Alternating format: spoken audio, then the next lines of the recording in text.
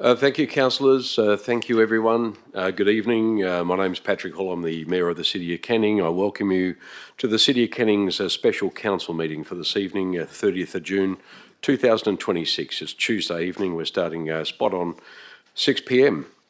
I'd like to start by obviously declaring the meeting open and acknowledging the Whadjuk people, the traditional custodians of the land, and also paying our respects to elders, both past and present. May I ask everyone here this evening to please make sure your mobile phones are turned off or at least on silent for the duration of the meeting. And of course, the meeting is being live streamed via the City's YouTube channel. Council meetings are public meetings, and any information you shall provide tonight will be recorded and may be publicly accessible. The council chambers are not a parliament, and parliamentary privilege does not apply.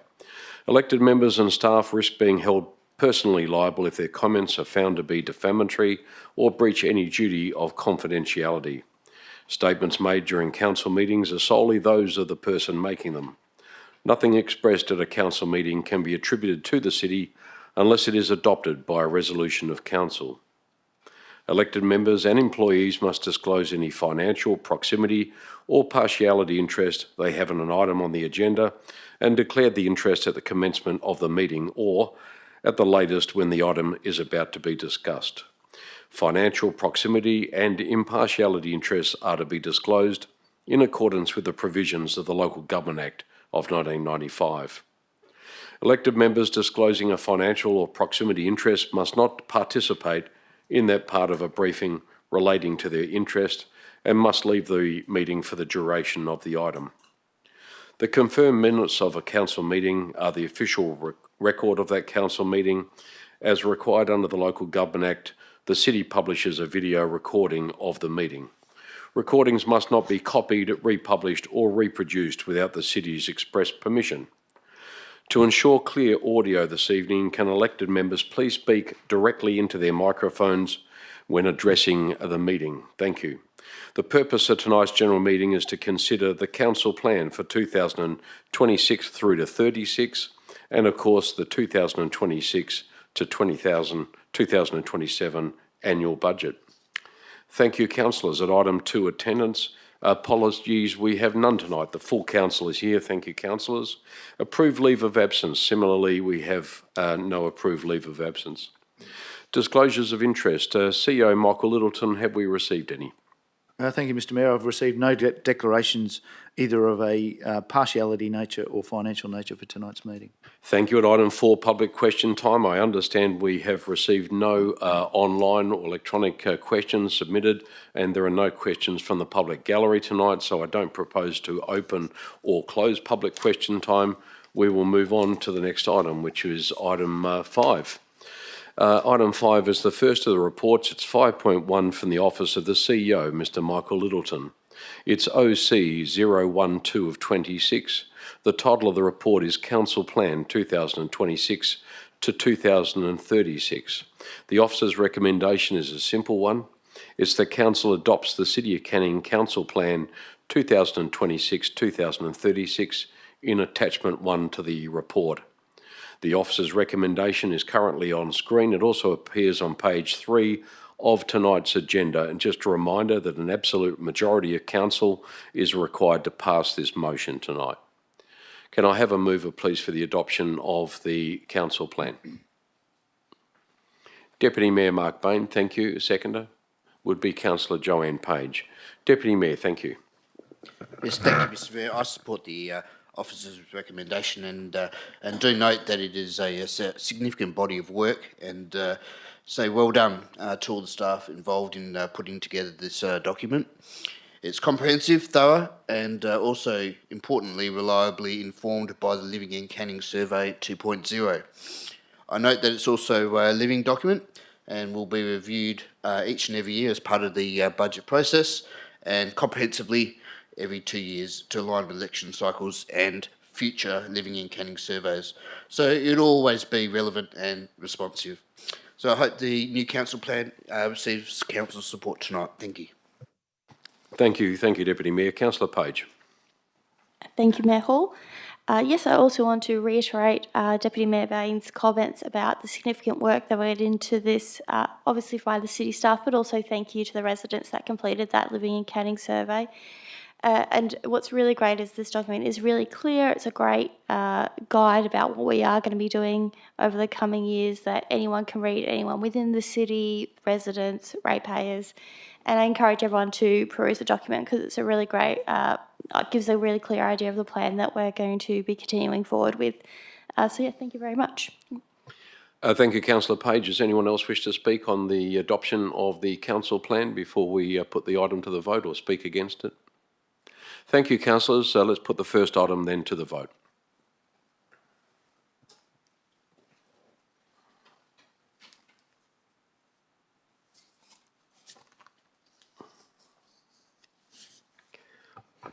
Motion OC-01226 has been carried by an absolute majority with all 11 voting in favour. Thank you, Governors. The item has been carried. Thank you, Council. We move to the second item, which is item 5.2. It's a CC 009 of 26. The title of the report, of course, being the 2026-2027 annual budget. But before we start, I'd like to invite Director of Corporate and Commercial, Mr. Nelson Maurizio, to give a short presentation on the budget for those in attendance and those tuning in online that would be interested, no doubt, in what you have to say. Thank you, Director. Thank you, Mayor Hall. I'm not sure it'll be that short, but we'll see how we go.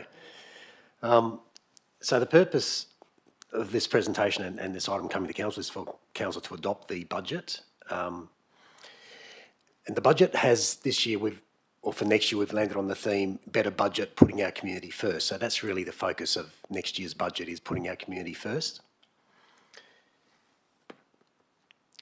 So just an overall overview and strategic context. The 26-27 budget's aligned to the city's long-term financial plan summary, which we've included in the council plan, which council just adopted in the previous item. That allows cohesive decision-making.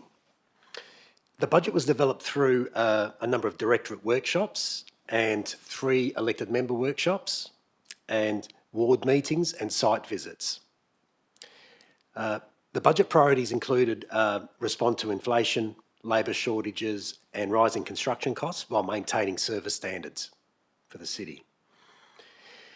Importantly, achieving an operating surplus and balanced budget position, this demonstrates the city's commitment to long-term financial sustainability.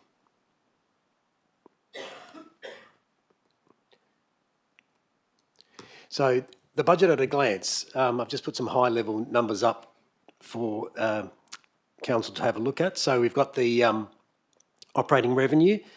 That's gone up 9.7% year on year. Our operating expenditure has increased 8.3%. The total budget spend is $215 million, say close to $216 million, which is an increase of 5.2% on last year.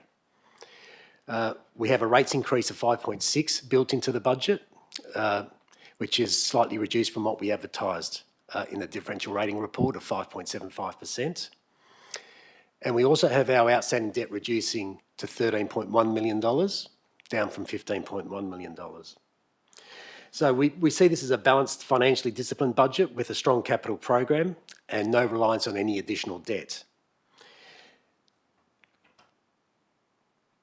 So with the forecast of revenue of $172 million and the expenditure at $165 million, that ensures that we achieve that operating surplus. From an economic context, the budget's been developed within an inflationary environment with rising construction costs having an impact. Deliberate trade-offs were needed to remain sustainable. Strong population growth drives increased demand for infrastructure and essential services, and that intensifies the budgeting pressures for the city. Skills shortages and wage growth pressures contribute to escalating operational costs for the city's workforce. So in developing the budget, we had to adopt a conservative approach, focusing on efficiency and cost management to maintain service quality and stability, so balancing affordability with revenue requirements.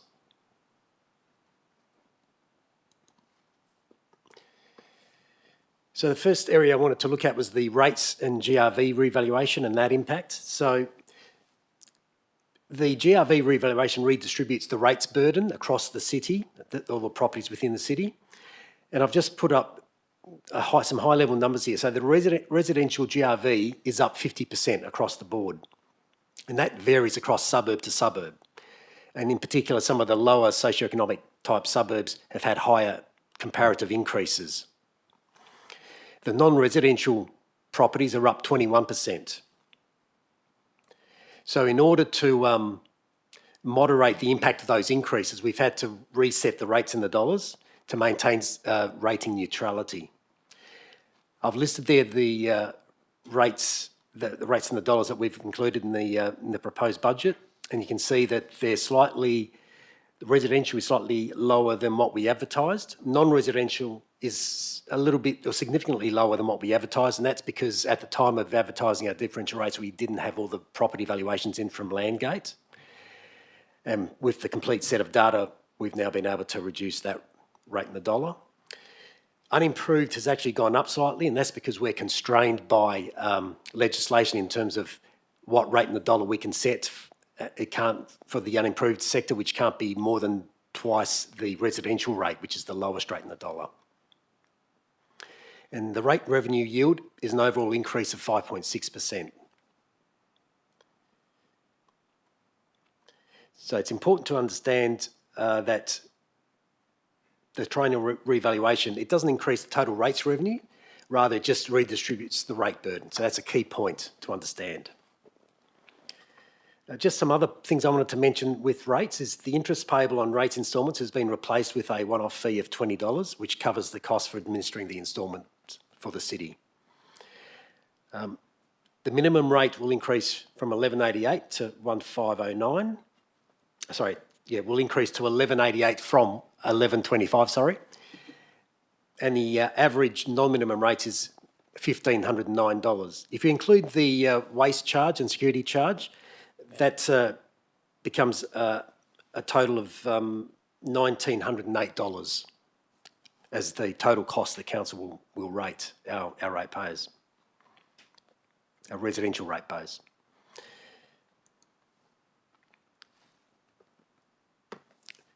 Next thing I wanted to talk about was the operating revenue profile. So our rates at $99.3 million represents 57.5% of the city's total revenue, operating revenue. Fees and charges at $53.7 million is 31.1%. And then you can see the other categories there, which are a little bit less in comparison to those two key areas. So rates remains the primary funding source, but we're leveraging external funding to reduce pressure on our ratepayers. Fees and charges have increased by 14% year on year, with additional revenue forecast from Wellback Golf Course, our two leisure plexes, the waste transfer station, and our property leases. Operating grants and contributions, the figure there largely reflects the financial assistance grants received from the Commonwealth, and they're budgeted at $4.6 million. Our interest revenue is up 21% from the previous year, and that's mainly due to the rising interest rate environment and also our increased holdings held in reserves. Service charges are mostly from the property and security levy, which will increase by 4.7% to $85 per property, raising $3.66 million. There are also some underground power charges that we collect from previous schemes included.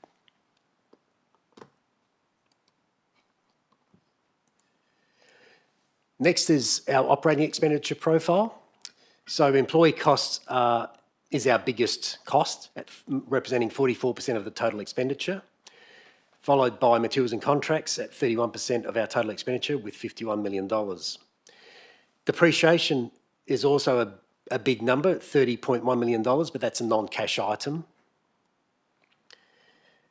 With employee costs, they're up 9%, but importantly, that includes staff growth from the Wellback Golf Course business, which is a self-funding cost because of the increased revenue from the Wellback Golf Course.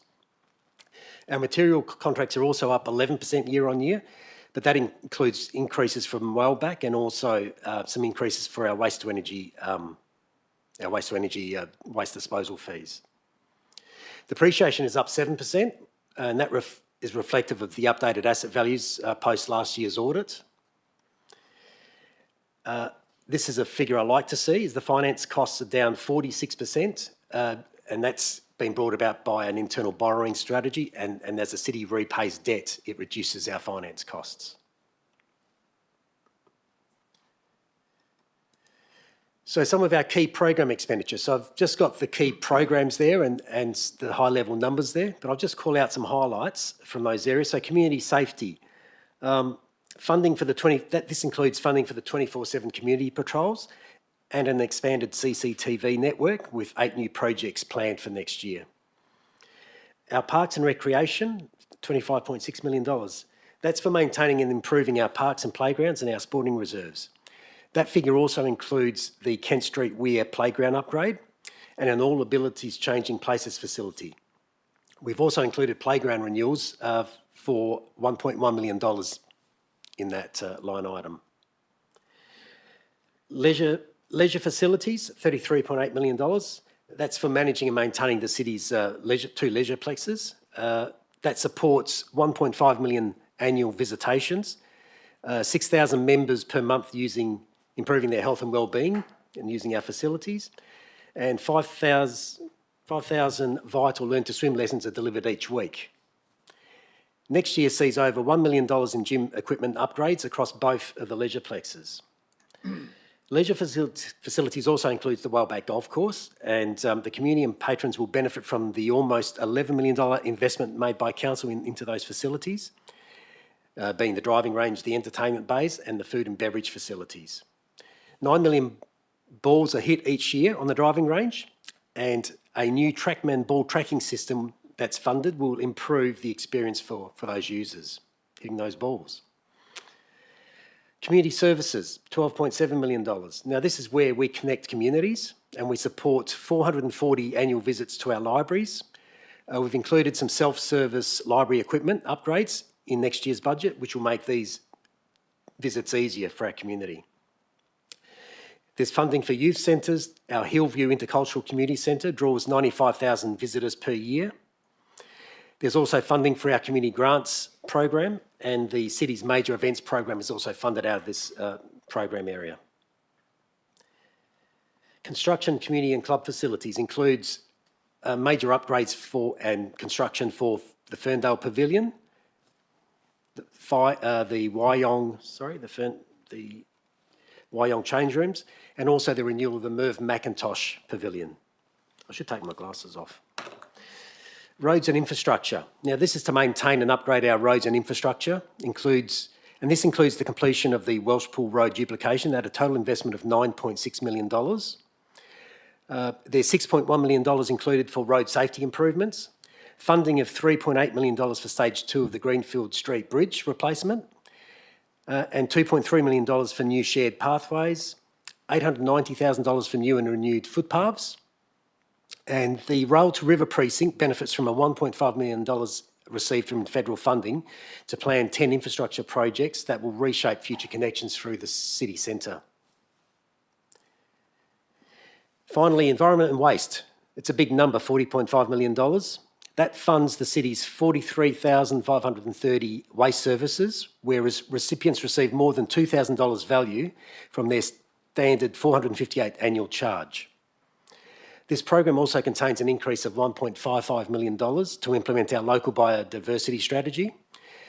It'll fund 1,100 tree plantings and 30,000 tube stocks via our urban forest planting. New next year is funding for a dedicated team that will target illegal dumping, graffiti and maintenance issues within our public spaces, 7 days a week. We've aptly named that the Canning Response Crew. The capital program, a little bit more. Okay. The capital program is our next item, so $49.9 million. It is focused on asset renewal. We have grant funding of $18 million that supports the affordability of funding our capital program each year. and the net funding is provided from the city's reserves of $31.8 million. Importantly, no new debt is required.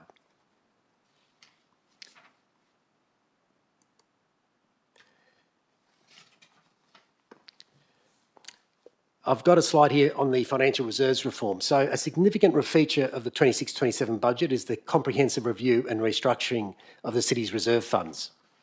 This is a fundamental improvement in how the city will plan and fund infrastructure over the long term. There's a strategic projects reserve. This will channel the funding for strategically significant long-term multi-year projects. Our asset management reserve, which council will be familiar with the city having an asset replacement reserve. This has broadened the purpose, but that will manage the annual funding requirements for the city's capital program outside of strategic projects and prioritise asset management plan renewals. The streamlined framework provides greater flexibility for council to plan and fund its budget priorities going forward. Planned increases in reserves next year and over the long term will support the city's financial sustainability, buffer against financial risks and improve long-term funding capacity for council priorities. Got 2 more slides. So it's a financially disciplined budget. We've got an improved operating surplus. We're reducing debt with no new borrowings. And we've talked to council previously or elected members about an internal borrowing strategy. Depreciation, importantly, is fully cash backed and we transfer that through the reserves. And we're building financial capacity for the future. So in closing, the proposed 26-27 annual budget maintains and improves essential services for the city. It invests in community infrastructure. It responds sensibly to the cost pressures we're facing. It maintains the operating surplus and builds upon our reserves. And it strengthens the financial sustainability and capacity to handle future financial challenges. So that's pretty much all I had. Thank you. Thank you very much, Director, for that comprehensive overview of the budget. Appreciate it. Thank you very much. Councillors, back to the matter at hand. CCO 09 2026 is the 2026-27 annual budget. The recommendation is on page 11 of the agenda and is on screen right now. I'd be pleased to move the item from the chair and I would call for a seconder, which would be my Deputy Mayor. Thank you, Deputy Mayor Bain. Councillors, I commend the budget and I wanted to acknowledge the work done by this council in shaping it and the work done behind the scenes with and in lockstep with our executive team. And I wanted to thank the CEO for his input and also his executive team and those in our financial area who've worked so hard for so long with our council to put the document together, which is as Mr. Maurizio just spelled out, a balanced budget, reducing debt. The most pleasing aspect of this is that the advertised rate of 5.75, we gave a commitment as a council to keep working to find savings, which we did. And tonight, if adopted, we'll be adopting an increase of 5.6%.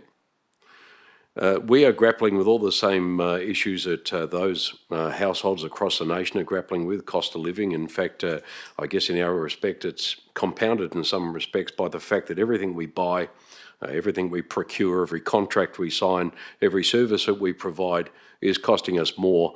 That doesn't look like easing anytime soon.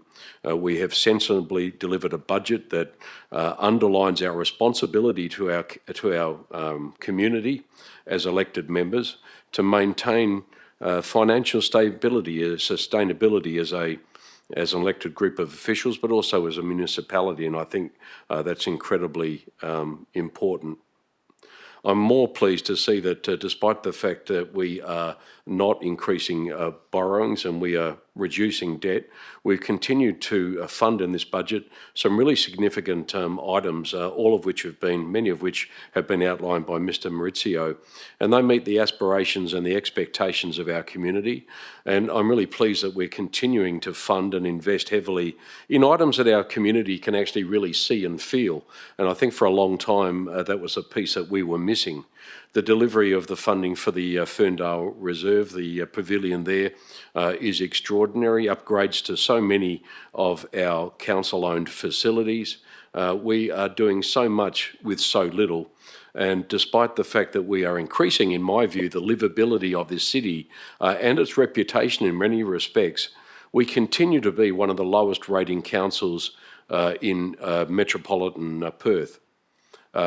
Paragraph 11 of the report in front of you talks to that fact.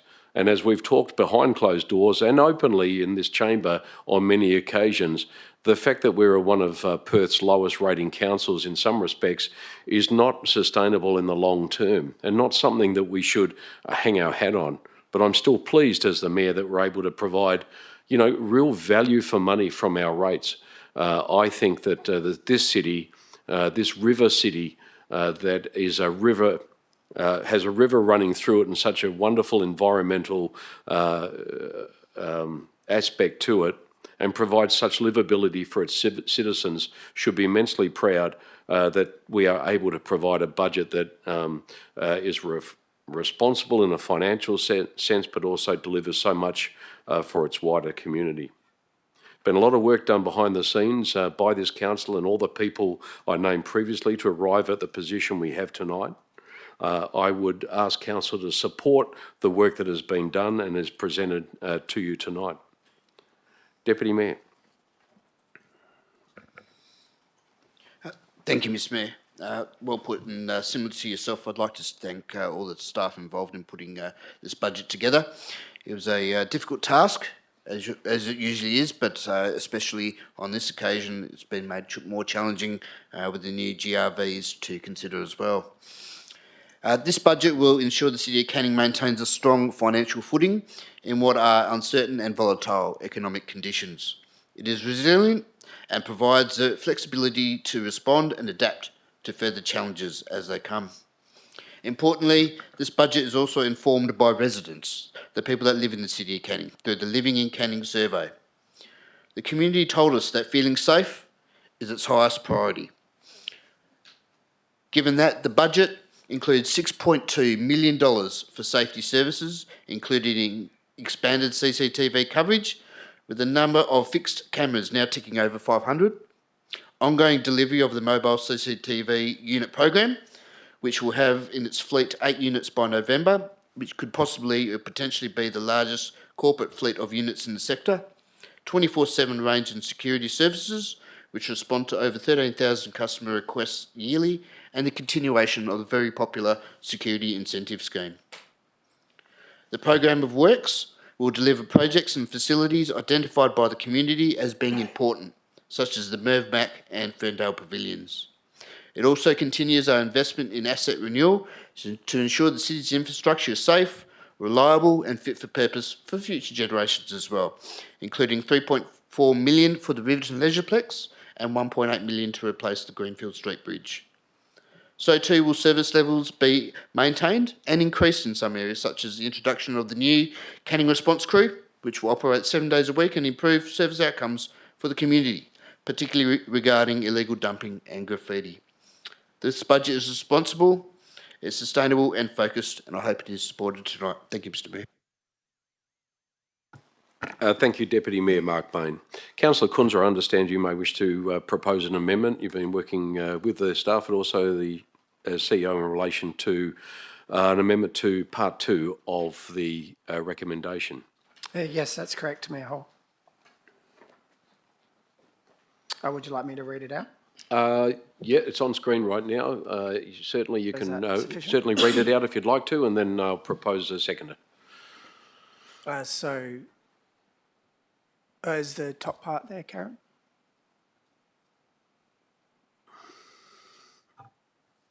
Through you, Mr. Mayor. Yeah, what's on the screen there, Councillor Kunzer, is your complete amendment to Part 2. So the changes are identified in red text. Sorry, you recommended a second change regarding no net increase? That will be titled in the minutes, not part of the actual recommendation, just a noting that what the effect of your amendment does. Okay, my apologies, thank you. So the amendment would be subject to the following adjustment. One, that the capital works plan budget for the Jasmine Park Playground be adjusted to $108,550, inclusive of $20,000 for the shade, from $194,450.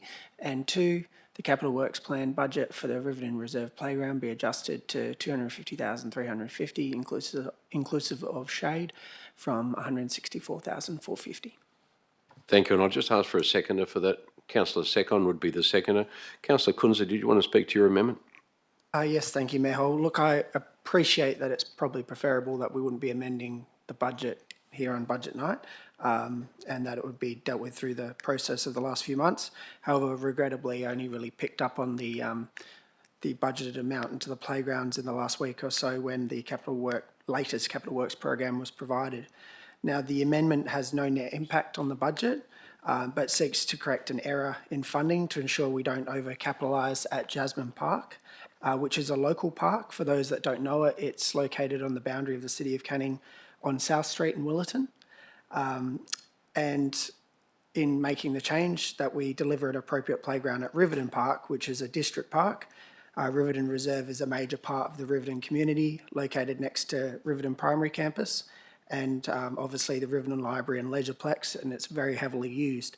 Those that have visited Prenwick Reserve, Clifton Reserve, Hossack Reserve in recent years would have seen what the city has produced at these major sporting reserves, which are not only centres for those local communities, but the space and the popularity allows the City of Canning to invest into producing larger playgrounds that to deliver more for kids of different ages, something that we can't do in the local park. Now, $287,500 was originally listed in the forward estimates for Riverton Reserve, but following a change in the priorities, only $164,450 was allocated towards replacing the playground in this budget. Conversely, Jasmine Park, which is a local park, as I mentioned earlier, a like-for-like replacement would normally be around $88,000, but the current budget has $194,000 listed, which is an anomaly. The amendment still allows slightly more funding for Jasmine Park, allow features like shade and other additional parts provided. Director Bowe and his staff are supportive of this amendment to better reflect the public open space designations and to ensure we don't over-capitalise at Jasmine Park and under-deliver at Riverton Reserve, given we won't have another opportunity to build that playground. I ask for your support for the amendment to deliver the best outcome. Thank you. Thank you, Councillor Secon. Before I invite you to speak in support of the amendment, I'm just going to ask Director Bowe a question just in relation to this. I understand there's no net or material effect on the budget, and there's been some sort of, in your view, misallocation of funds that's being addressed by this amendment. Can I get you just to confirm? Thank you, Mr. Mayor. Yes, that's correct. It was a misallocation as we made a couple of amendments to the draft program since we first presented it in March, and appreciate the collaboration between the elected members to reorientate those or reallocate those funds, as Councillor Kunze outlined in his presentation there. Jasmine Park is a local park and should really have only been allocated $88,000, which, in addition to the $20,000 shade that we plan, would bring that allocation up to the amount that's listed in the amendment. Thank you very much, Director, for that explanation. Councillor Secon, you're the Ward Councillor for Jasmine Park. You're supporting this amendment. Feel free to speak. Yes, thank you, Mayor Hall. I do support this amendment, and I'll be detailing my reasons shortly. And I also note and support the misallocation of budget as mentioned by Director Bowe. While Jasmine Park is an important local neighbourhood playground, Riverton Reserve serves a much broader section of our community, and that includes our Willerton and Rostrata residents from across High Road. It is a district-level destination that attracts significantly higher usage throughout the year. As mentioned by Councillor Kunze, this reserve is home to numerous sporting clubs. It sits alongside Riverton Primary School, the Riverton Leisureplex, and Riverton Library, creating a central community hub with a high volume of visitors of all ages. As councillors, we need to consider where our investment will have the greatest community benefit. Given the level of use and the number of people who access this precinct, I believe increasing the budget for the Riverton Reserve playground, including shade, will deliver greater value for the wider community while still providing an upgraded playground at Jasmine Park at the same time, and it's also inclusive of a shade. So for those reasons, I support the amendment. Thank you. Thank you, Councillor Second. Did anyone wish to speak against the amendment before I put it to the vote? Deputy Mayor. Not against it, Mr Mayor, just a question, if I may. Just to confirm that Clifton Park and Hossack Park playgrounds are still getting shade sales? Director Bowe, is that something you're able to confirm? Yeah, absolutely, Deputy Mayor.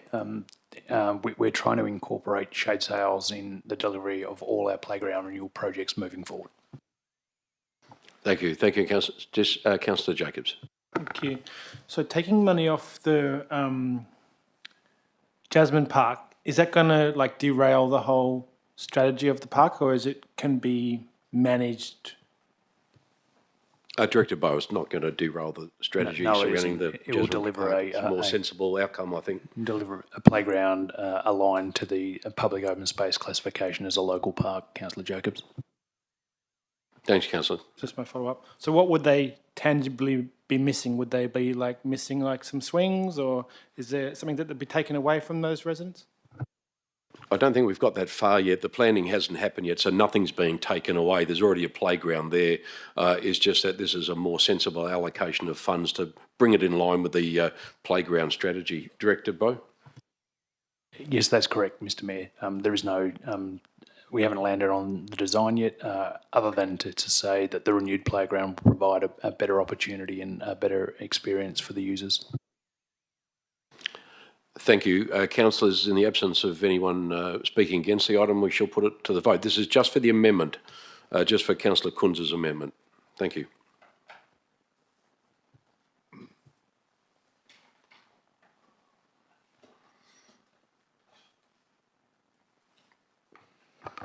The amendment to CC 00926 has been carried unanimously with all 11 in favour. Thank you, Governance. So the amendment then becomes the substantive motion. Part 2 has been amended to include the amendment from Councillor Kunza.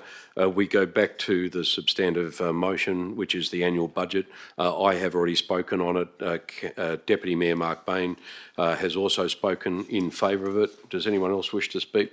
Councillor Kunza, yes. Thank you, Mayor. Look, I speak in favour of the budget. It'd be preferable not to increase rates by 5.6%. We're obviously all ratepayers here and are impacted by these decisions ourselves, so we don't make the decisions lightly. There are many people doing it tough, and with increasing cost of living pressures, as Mayor Hall articulated well, the City of Canning is bound by those same pressures, and we try our best to mitigate the impact on the community through our budget process and minimise the increase as much as possible. I commend staff and their work in bringing down and finding the efficiencies and bringing down from the advertised rate to the 5.6%, as they committed to do once again. Again, as Mayor Hall pointed out, we're one of Perth's lowest rating councils. The dollar figure that in terms of our increase is not as large as some others with a similar percentage figure because they're charging more. But I think we're delivering more than many other local governments, even though we're charging less. Our increase is half of what the state government increases, but the nature of local government in providing a one-off bill generally attracts a lot of interest. But I think what local government delivers, especially here in the City of Canning, for how much people pay is not only great, but it's impactful. The events that we put on, the facilities that people use, the parks that they use.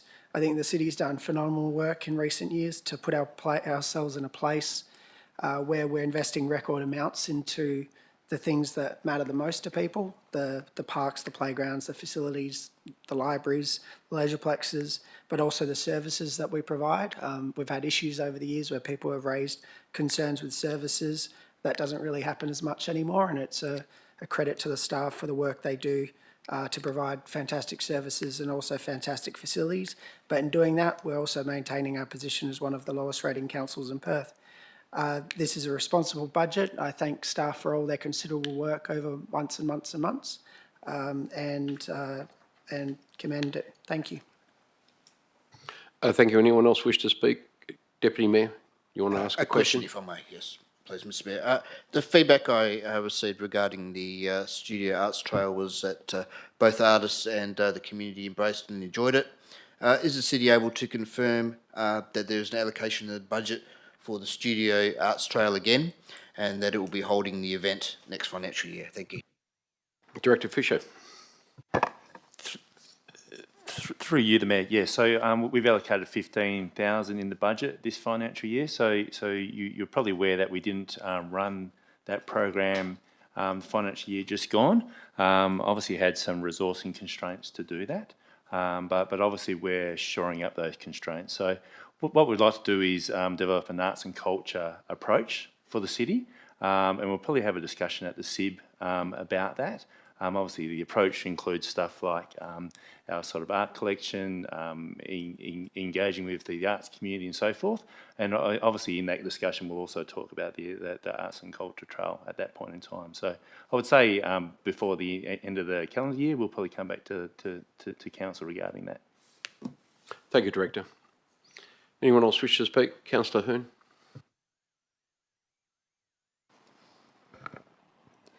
The 2026-27 budget faces a somewhat unique trifecta of factors with sustained elevated inflation, considerable uncertainty with global unrest and the associated impact on oil and oil product suppliers and pricing, and considerable disparity in the gross rental value revaluations across the city, such that some ratepayers may receive a marginal decrease in annual rates and others will receive an increase.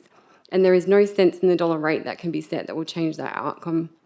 The only accurate thing that is almost certain is that assumptions and forecasts built into the budget are unlikely to be accurate. The mid-year review and decisions around expenditure timing will play a more significant role than most other years. I have strong confidence in the capabilities of our CEO and city directors to navigate these challenges with the requisite expertise. I have had some conversations with our city directors about practicing economic accountability with all city operations and not giving a leave pass to any areas of ideological pursuits or pet projects. I hope to see a sustained commitment to managing ongoing expenditure and a willingness to cancel, modify, or discontinue expenditure activities if reasonable cost metrics are not being met. I am disappointed not to see the finalisation of traffic management installations on Railway Parade necessitated by the Metronet project not budgeted for yet another year. It is almost a year to the day the railway was reopened and 9 rubber cushions were installed, and will now be yet another year before installation begins. In that time, there are no assisted pedestrian crossings, such as crosswalks for school children and pedestrians crossing to and from the railway. It has taken less time for the railway to be deconstructed and reconstructed than it has taken to implement traffic management on the road alongside. I note the traffic management installations proposed for Wharf Street in the annual capital works plan, and I have strong reservations on the proposal that it may be 4 or 5 raised platforms. I was informed yesterday that these plans are informed by a city-wide, centre-wide uniform speed plan of 40 kilometres per hour. I will be seeking a review of the City Centre Activity Centre plan behind this proposal, as I have been unable to find an elected member who is aware of the existence of this plan and question its appropriateness in the context of changes within the city in the last 10 years, including the removal of the railway level crossings. I note increased levels to services to our suburbs in terms of streetscape maintenance and dump rubbish collection, in spite of increased costs associated with delivering services, and I'm really pleased to see this commitment from city directors to continually meet and exceed resident expectations. In principle, in the context of very challenging economic conditions, I support the 2026-27 annual budget as proposed.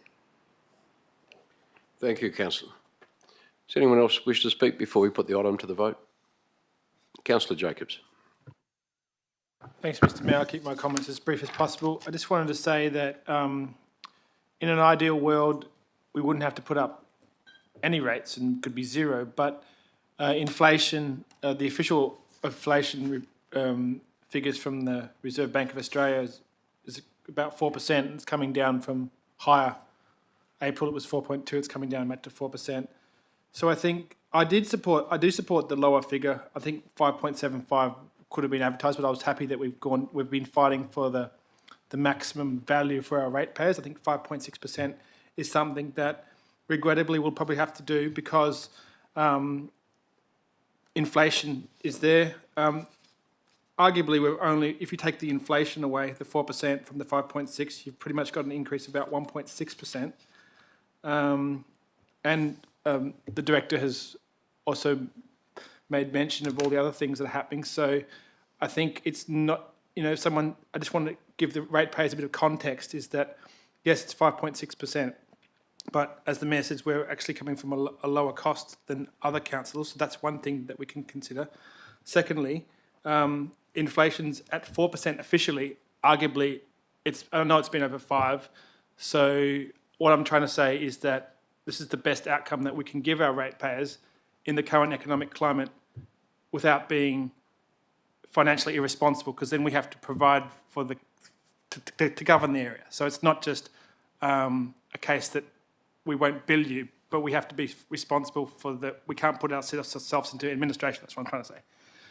So I will be supporting this budget, and I want to thank all the staff and all the other councillors for their deliberations in this matter. Thank you. Thank you very much, Councillor Jacobs. Councillor Secon. Thank you, Mayor Hull. Tonight, I also support the office's recommendation for a 5.6% rate increase, reduced from the originally advertised 5.75%. As a councillor, I don't take these decisions lightly. It's something I, alongside my fellow councillors, have deliberated over months through briefings and budget sessions. I appreciate the significant work undertaken by our CEO, executive team, and staff to identify savings and efficiencies while continuing to deliver the services and infrastructure our community values. When we talk about rates, it's important that we also talk about value. As a parent, I've seen improvements delivered through the School Safety Review Program, making our streets safer for students, pedestrians, and residents, and this work is still ongoing. Our leisure plexes continue to deliver affordable access to gyms, pools, recreation, while our library and community centres provide everything from rhyme time and story time for the little ones to English classes, digital literacy, arts and community workshops for people of all ages and migrants. We are also investing in the future. The Whaleback Golf Course redevelopment will become much more than a golf course. It will be a community hub with spaces for families, businesses, events, a playground, food and beverage facilities. Our parks and paths continue to improve through the playground renewals and the walking and cycling plan. Community safety also remains a priority. Alongside continued investment in CCTV and lighting in public access ways, it will be helping residents to feel safer walking through their neighbourhoods. This budget reflects our community's priorities: safe neighbourhoods, quality facilities, active lifestyles, and responsible financial management. It also supports the long-term vision set out in our council plan to ensure the City of Canning continues to be a welcoming and thriving community. This budget isn't just about rate increase, it's about continuing to invest in the services, facilities and infrastructure that benefit our community today while planning responsibly for tomorrow. Thank you. Thank you, Councillor Secon. Councillor Page. Thank you, Mayor Hall. I do want to thank the staff for this budget. We are reducing our debts. We're increasing our reserves to meet our future capital works and other costs such as community infrastructure. We're raising our staff costs by 9%, so we're paying our staff well so they can also pay their bills. The continued advocacy of the council and the city to secure the state and federal grant funding to deliver these projects that are really, really important to the community can't be overstated. We are receiving a good amount of money from state and federal from that advocacy. And I'm especially pleased with the $1.5 million increase to deliver that local biodiversity strategy that guides the protection and restoration of our local ecosystems, because the environment is consistently rated as 1 and 2 between safety and the environment as most important to the community. So it is really great to see that this budget is sensible, it's measured, and it's delivering things that the community wants and needs, and we're getting grant funding to assist to make sure we're reducing that burden on our ratepayers as much as possible. So I do want to thank the city for that. Thank you very much for that, Councillor Page. Well said. Anyone else wish to speak before I propose to... Councillor Tuchek? No, you're fine.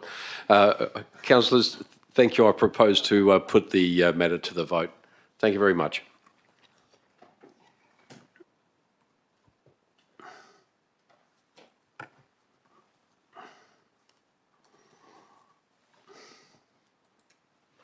Substantive motion is amended. CC 00926 has been carried with an absolute majority, with all 11 voting in favour.